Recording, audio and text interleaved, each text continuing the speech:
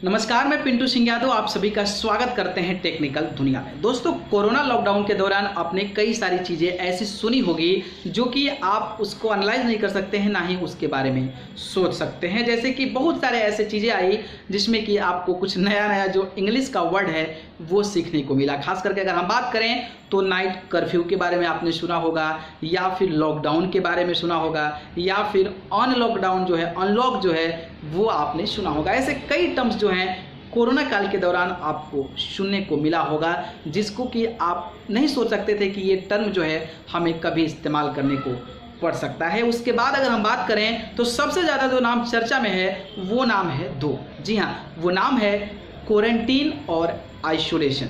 Isolation और quarantine के बारे में आप जो है बखूबी जानते होंगे, सुने होंगे, क्योंकि कोरोना लॉकडाउन के दौरान ये जो टर्म था वो काफ़ी ज़्यादा यूज़ हुआ था। और आप देखते होंगे कोई भी किसी के संपर्क में जब आता है तो वहाँ पर खबरें आती है कि ये खुद को आइसोलेट कर लिए हैं या फिर खुद को क्वारंटीन कर लिए हैं, या फिर अगर आप एक राज्य छोड़कर दूसरे राज्य में जब जाते थे तो आपको कई सारे नियम को फॉलो करना पड़ता था, कई सारे रूल्स को फॉलो करना करता था। और उसमें ये था कि आपको जो है 14 दिन के लिए क्वारंटीन किया जाएगा, या फिर आप जो है उसके बाद आइसोलेट हो जाते हैं, या फिर किसी और के कनेक्टिविटी में कोई आ जाता है, या फिर उनको चांसेस रहता है संक्रमण का, तो फिर आइसोलेशन और क्वारंटीन टाइप का टर्म आपके जहन में आता होगा। तो आज जो है मैं आपको उसी की जानकारी देने वाला हूं कि what is the difference between quarantine and isolation में बेसिकली जो है वो डिफरेंस क्या होता है, और इसका नाम जो है आइसोलेट और क्वारंटीन क्यों पड़ा है। उससे पहले मैं चाहूँगा कि हमारे इस चैनल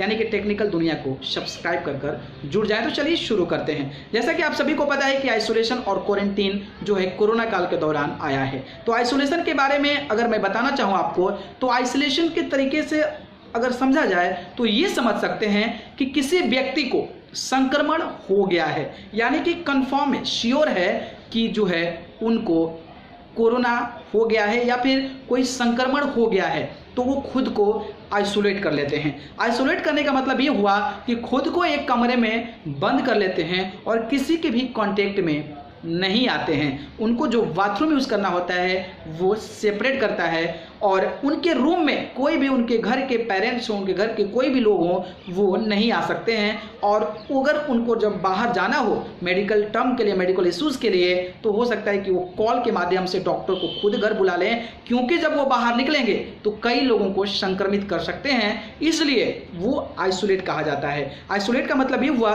कि खुद को वहाँ पर ऐसे आइसोलेट कर लेना कि आपको किसी के कांटेक्ट में नहीं आना है, और इसी को आइसोलेशन कहा जाता है। अगर हम बात करें क्वारंटीन को, तो क्वारंटीन वो व्यक्ति होता है जिसको संभावनाएं होती है कि सामने वाला बंदा जो था वो कहीं ना कहीं संक्रमण से जूझ रहा है, तो उसके संपर्क में हम आए हैं तो शायद हमें भी वैसा संक्रमण महसूस हो रहा है, तो इसलिए खुद को क्वारंटीन कर लेता है। क्वारंटीन में भी सेम होता है, एक कमरे में बंद हो जाना होता है, ताकि आपको कुछ दिन में ये पता चल जाए कि जिस व्यक्ति के साथ हमारी कनेक्टिविटी हुई थी क्या उसको संक्रमण था, तो हमको भी इस दौरान संक्रमण का कोई जो एक फैक्टर होता है वो नज़र आ रहा है कि नहीं आ रहा है, तो इसलिए खुद को जो है क्वारंटीन कर लिया जाता है। तो आइसोलेशन और क्वारंटीन में बेसिकली और क्या डिफरेंसेस होते हैं मैं दिखाता हूँ इस खास रिपोर्ट में।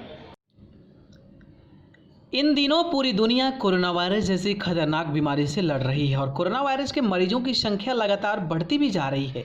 पर इन दोनों आप दो शब्द काफ़ी ज़्यादा सुन रहे होंगे। जी हाँ, वो नाम है क्वारंटीन और आइसोलेशन का। ऐसे में कई लोगों के मन में यह सवाल आता होगा कि क्वारंटीन और आइसोलेशन में बेसिकली डिफरेंस क्या होता है और क्या होता है एक्चुअली में। तो चलिए आज जो है हम आपको बताते हैं कि what is the difference between the quarantine and isolation. So firstly we have to start about the isolation. So what is isolation?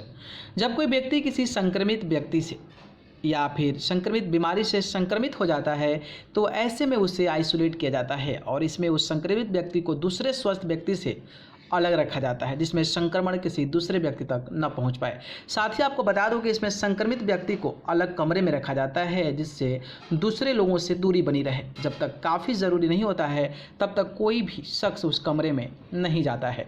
इसके अलावा जब किसी व्यक्ति को संक्रमण का शक हो तो आइसोलेशन के दौरान हवादार कमरे में रहना चाहिए।